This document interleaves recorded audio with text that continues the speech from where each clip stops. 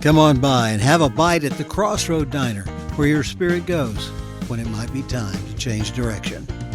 Hey, everybody, welcome back. It's Thursday in the Crossroad Diner, and we're doing case studies today.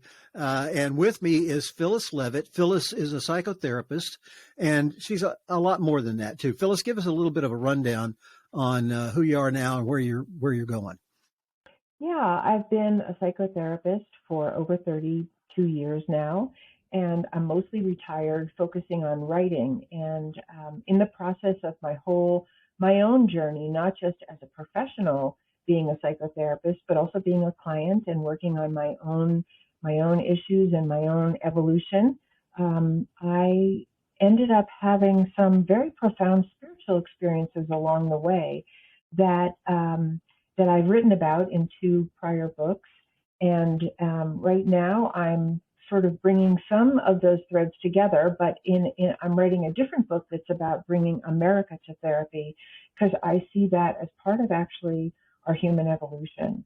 Wonderful. Of getting all of ourselves on a road to deep psychological healing. Well, you understand the premise of the diner is that notion that you come to an awareness at some point that the track you're on, however you got there, either it was imposed upon you or you chose it, is not resonating as authentic, and it feels, and you don't know where to go from there. And but you know that something's wrong. Tell us your story, and please include this business about the spiritual journey that made itself known to you. Thank you. Well, I grew up I was born in 1947. I grew up in the 50s, in the aftermath of the Second World War, and my parents both went through the Depression. Yep. And they were also first generation children of immigrants. And so I grew up in a very, in a mindset of you get a good job, you get married, you have kids, and that's success in life. And I was never that. I was never on that track. I tried to be, and I ended up having a psychotherapy practice, which was totally acceptable. But right. I just was never that person. And I had spiritual experiences from a very young age. They were very brief and very scattered, but I had some very beautiful out-of-body experiences. I had experiences of the earth speaking to me in language that I could understand. And I just had moments of divine connection to a profound sense of love and belonging that I wasn't feeling in my childhood. So those things sort of peppered through my life. But at a certain point, I really realized that I needed to heal something in my own childhood. And I went to therapy, and therapy was just sort of coming into its own sort of right. a little bit more mainstream right. by the time I went. So I was on 2 tracks at once, and but I sort of switched from a spiritual road to a psychotherapy road. But let me just say here that part of what was difficult, and I think it is for many people, that when I really tuned into my essence and who I was, mm-hmm. I didn't feel acceptable to my family. Mm-hmm. And that was really hard because, we're sort of programmed to meet their expectations and be thought well of. And honestly, today, I'm still the black sheep. So, and that's been a challenge. But you've had to come to terms with that and Absolutely. make peace with it in some way, I would imagine. Absolutely, because I think the call to be my authentic self was stronger than the call to please an outward expectation on anybody's part. And I think that's part of a growth path. I think that's actually a good challenge, because I think we learn to be stronger by, having the courage. And I want to say imperfectly, I've had that courage at times, and I've lost it at times, and I've regained it at times. But I think the call to be, go ahead. You make an excellent point there. One of the things that is important about this show to me is that the people who creep up on this awareness thing that you're talking about are not at the place where you were when you said, I think the place I'm going is not going to be acceptable to my parents or my family, and Mm-hmm. I'm going to have to live with that. I'm going to have to pay that price. Right. So I think that the notion that this is a process and that it will come and go is an informative process, not a you are wrong or you're not courageous. Right. It is definitely a process. And I think sometimes our processes are 2 steps forward, 1 step back. And I Yeah. think that's being human and embracing our frailty and our fallibility and our also the inner striving to still reunite with our most authentic self. And I think that's what that journey looks like for a lot of people. And it really, for me, wasn't just my family that I felt like a black sheep. I felt like a black sheep in the world. I'm not. I'm really finding that out as I grow older. There's so many people like me. Right. I'm not alone. But what happened for me was in the middle of my deepest sort of psychological work on healing my childhood, I began to hear a divine voice speaking to me very clearly in words about our soul's journey here on earth, about chakras, about meditation, about past lives, about soul parts, about, really specific information. And I was terrified as well as elated because Yeah. it was an amazing experience. But I honestly thought, they're going to burn me at the stake. I'm a heretic. Like I'm not speaking anything that's in anybody's Bible.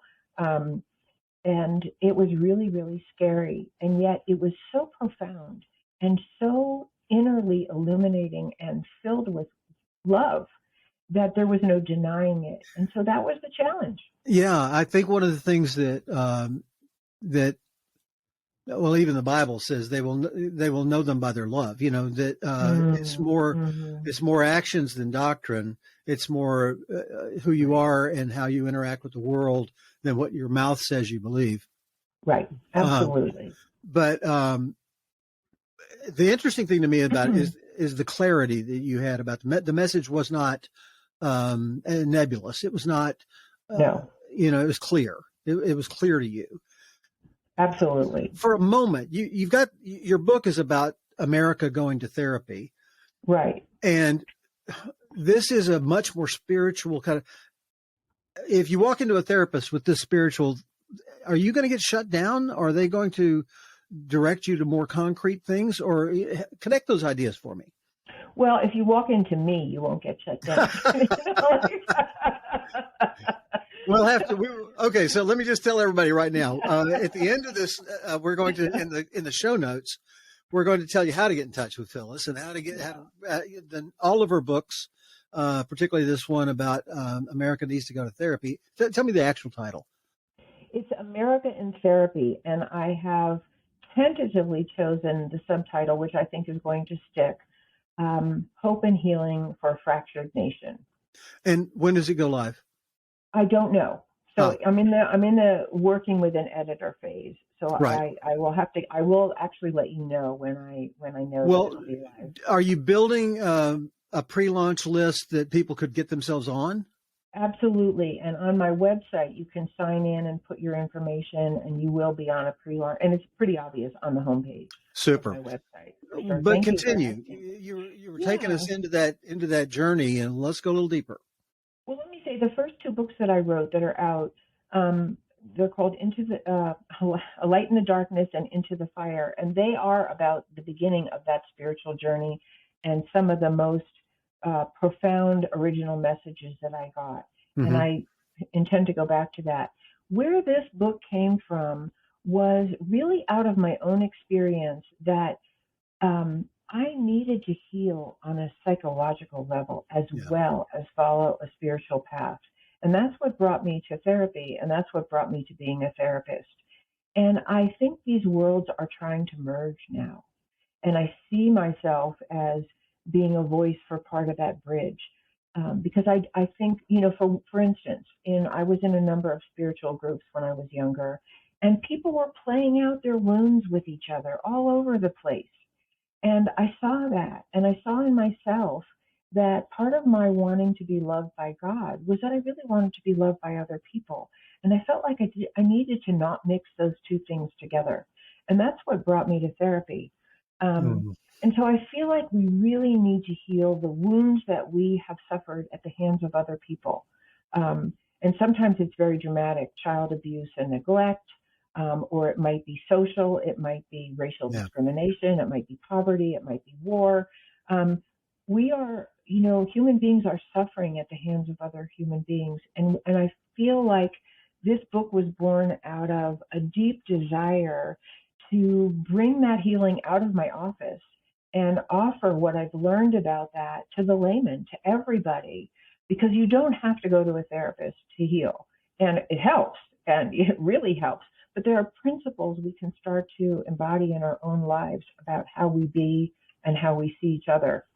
I work with a fellow named John Burnett. We do that on Mondays. We do coaching, and his phrase is, you got to fix how you be, and That's right. yeah, and so it's nice to have you resonating with that. I had a great question, and I got interested in it, lost it, but I get that. I have well, that all the time. well, your message is so familiar. We all. Almost everyone at some point or another feels like they're different from everybody else and that nobody knows that except them. And they got to maintain the illusion. And it sounds to me, I know what I was going to say. Your awareness sounds a little bit like the Celestine prophecy and how that book kind of came to be, mixed with very practical, step-by-step look in the mirror stuff. Talk a little more about that. Just remind me of what theme from the Celestine prophecy you're referring to. Well, just the fact that it was an ancient wisdom that this person became aware of, that this information came into them without a physical medium that they discovered or whatnot. There was a yearning and a direction and a clear notion that organized some kind of messed up stuff or I don't want to say messed up. I want to say disorganized and gave it a form. Yeah, I think what I have learned in my own life, and I think this really applies to so many more people than people even imagine, is we're sort of in a play between the pressure to conform and express our own individual nature, our own gifts, our own longings. And we live in a society that's very high pressure about conformity. And I think that's the challenge that many people have taken on in this lifetime and probably many lifetimes, to actually find their own authenticity within the pressure to look and be a certain way. And, I've experienced that. I think, most of the people that I associate have experienced that. And I think thousands and millions of people have experienced that without necessarily getting the support to do that. And so, what I have discovered and what I really urge people is, if you have a calling, go there. Just go there. Give that to yourself, because that ultimately is not only your path to your growth and development and your own fulfillment, it's also your contribution. Yeah. And we need everybody's contribution here in this country, on this earth. And, part of the many, many things that I'm writing about in the present book is how to honor that within, I think we've been very, very psychologically self-centered in this country. And that may be sort of appropriate in terms of our development of certain technologies and skills and structures. But our ultimate survival, I believe, depends on us really finding a balance and a harmonious, constructive balance, not just a resigned balance, between us being parts and the good of the whole. Right. And that I don't see happening yet in our country. Well, and I don't either. And I think that one of the key ideas is that you have got to realize that you're a part of that whole, that that the good for the whole is also good for you. And, and that anything that is not really good for you is probably somewhat injurious to the zeitgeist of all of us. 100%. And that's the basis of family therapy. Yeah. And that's the model I'm using to look at our country. Everything I've learned from being a therapist about the effects of the family on the individual and the individual on the family are an exact microcosm of the macrocosm of our country. And we can understand the dynamics of our country through that lens. And we can heal through that lens if we commit to it. The principles of healing are not esoteric. It's just that they don't align with hierarchy, power over, greed, racism, religious Control. persecution. Yeah, control. Exactly. Yeah. They don't align with that. Yeah. One of the things that I am fond of saying is that you are never happier in your life than when someone you love gets a win. And Absolutely. and So true. and So true. and people look at me and they look crazy, and then I just say, who do you love? And what have you seen that you just were thrilled for them for? And have you ever had topped that with yourself? It's just, we are made to be in communion, in society. That's right. That's right. And we are taught to be individuals and to be self-centered. Right. That natural tension needs some reconciliation and permission to That's right. to challenge. That's exactly right. I think you hit the nail on the head. And I think that's where we're going if we live long enough to get there. Right. I think the human race is in danger. I think our country is in danger of being taken over by what I call abuse dynamics. Many of the government, policies and leaders behave like abusers behave toward their family members. And really the deepest motivation of my book from one angle is to bring that to light so that we are educated, so that we know what's happening to us, but not even so much to point fingers, but as to say, let's align behind healing. We know how to bring healing to abusive families. Is it perfect? No. Do we always get there? No, but we could try. And we have so many resources from the field of what we understand about our psychological functioning and how to bring people together to talk in safety and really open up deep listening that we could use in our Congress.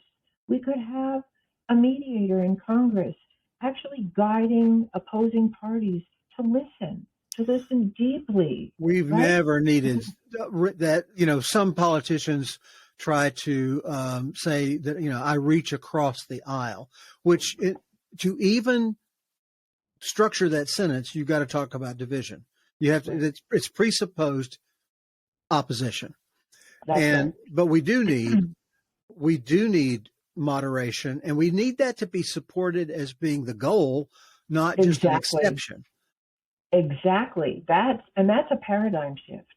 That's like the focus is on repair, not on who's winning the argument. And that is the underlying principle of all good therapy. And you really see that in family therapy. We don't meet with families to decide who's right and who's wrong.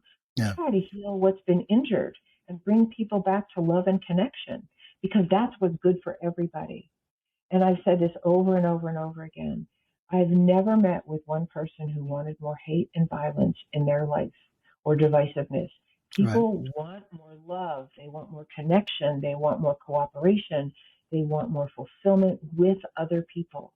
And the disconnect between what we want for ourselves and what we're allowing to take place in our country is frightening. I would completely agree. And a number of current events and individuals come to mind. Where does this sense of competition, victory, and this notion of I can only be happy if I am in some way superior to you. Is that a sociopath? What is that? Where does that joy come from? Because it's not really joy. Well, this is how I would say it, and there's probably 100 answers to your question, so I'm not going to suppose that mine is the only one. Oh, no, yours is the only one. Okay. You're the authority today, so let's hear yours. But I'll say we're animals, and I think animals, intrinsically from the very beginning, had to compete to survive. So I think that's in us as an instinct, and it's not wrong. However, I think, if I was to make this really brief and concise, we have reached a place in human evolution where competition is only works for our benefit if it's held within a container of cooperation. Right. So cooperation means we're working for the good of the whole. I might compete with you to create a better medication for, a lethal Migraines. disease. Yeah, right. Yeah, yeah. But my goal is not to wipe you out. My goal is, I'm just spurred on by the competition to do it. Right. But my goal is that I heal people, not that I beat you. Yeah, And it's the iron sharpens iron notion. yeah. And I think we're at a place in human history, perhaps as never before, where if we don't get that competition needs to be within the structure and the heart of cooperation, that we're competing with each other to make better bonds to wipe ourselves out. This makes no sense. Before we started the show, and I talked about the time limitations and the structures, yeah. and then after you came to after that, you have so much to offer. When you are working with that notion with people and families, can you summarize the kind of strategies you give them to remind them, or do you have to have agreement to begin with that is the goal? Well, people sometimes come to therapy reluctantly, but if Right. they're there's a part of them that wants something out of it. That's right. Sometimes that people need, and all of us need to be educated that the goal is not that you beat your wife at the argument or she beats you at the argument, but I think good therapy builds that into the process. Mm-hmm. Because one of the places where we start is, here are the guidelines for deep listening. What you want to learn, and most people we don't even get this in our education system. What you want to learn is how to listen to your partner or your child or whoever it is the way you want to be heard. And that changes the focus. Oh, I don't want to be screamed at when I'm talking. I don't want to be interrupted when I'm talking. I want somebody to be listening deeply to my point of view and validate whatever they can in my perspective or my needs or my hurt or whatever it is. Mm-hmm. And that's what we teach people how to do. And I'm saying, if that was in Congress, we'd have a different country. Yeah, absolutely. We'd be on the road to, just a magnificent way to treat one another. And that would be a role model that would fan out. Unfortunately, the role models that we're seeing are fanning out and affecting our children. So you've given us a bunch of wonderful ideas to think about. And now I wish that we had the book so we could get our hands on it and start going through it. So let me encourage you to finish the dang thing and let us get to it. I'm putting my brains out on it. I know. I bet you are. What part of the world are you in? Where's home for you? I'm in Taos, New Mexico. Oh, well, that explains much. You're in the vortex. I'm in the vortex. You and I grew up in the same kind of range and period of time, and in a little bit of a fantasy of the American dream in this little tiny window that was my whole window. It was my whole life. So, by the time I got to be 10 or 12 years old and things started changing, I thought the world was coming to an end. And so, and that's just perspective. My parents were like, I told you we had to be rooted in, you got to have a good job, got to have an education. So here's what I want folks to be able to take away from this, that there is a way to learn more, reaching out to you, that there's a heck of a lot more to learn, but that it's not just philosophy in many ways, philosophy-based techniques. Right. It's not. It's practical. It's practical. And so one of the things I want to do, I'm going to make you an offer when we get off the phone here, is some ways that maybe you can help our audience with some of those practical techniques. And sure. But in the meantime, I just want to thank you for being on and for opening our eyes to some of this. Well, thank you so much. You have been an amazing podcast host, and I'm so appreciative that you invited me to share with you today. I really am. Honestly, I mean that from my heart. Thank you. I just want to wrap this up with the notion that as we go through life, we're going to pay a price for all the choices that we make. It's going to cost us something to go to college and learn things. It's going to cost us to learn a trade and really figure out how to make this or that work. If you're going to pay a price anyway, pay a price to do something that you're called to do, because your contribution from that is going to be better, and your personal sense of fulfillment is going to be better. I couldn't agree with you more. I think it's worth every ounce of courage it takes. It's worth every roadblock that you get through. It's worth where you come out on the other side, on a continuum that we keep going and keeping on coming out the other side. And I want to just say that confrontation, or that bucking up and being who it is that you are, always has some kind of a prize. It doesn't mean that you, like in your case, you're still the black sheep, and you've realized that's what you have to do because their problem is they can't expand and make a box big enough to hold their fears in your reality.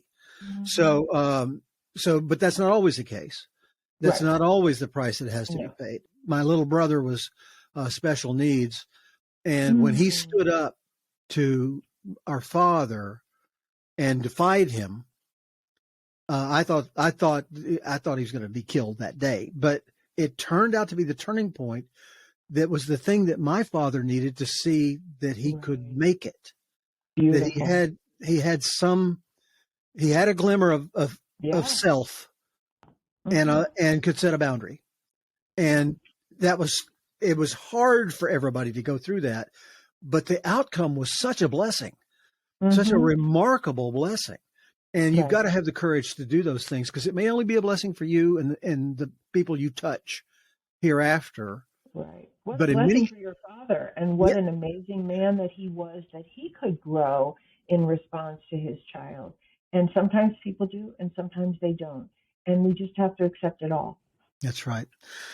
Phyllis Leavitt, thank you for being in the Crossroad Diner with us today and giving us some insights on how to hold and organize our mind as we come to that place where we say, is this me, or do I have to find me in another place? Yeah. Beautiful. Thank you. Okay. Hey, everybody, be with us on Monday. We're going to do some technique work on this and other kinds of topics every Monday in the Crossroad Diner. And, of course, those are archived, so you can get them whenever you want to. And on Thursdays, we have good opportunities to talk to folks like Phyllis and get practical action on how those theories work themselves out in life and the costs and the benefits that produces. Phyllis Leavitt, thanks for being on the Diner. Everybody, we'll see you next Monday. Come on by and have a bite at the Crossroad Diner, where your spirit goes when it might be time to change direction. Our video version of the podcast is on YouTube, and the audio version is most of the places that you can find podcasts. We release coaching podcasts on Monday, and on Thursdays we release new case studies of people who have spent some time in the diner, so you can learn how they went about making their next decision. See you next time.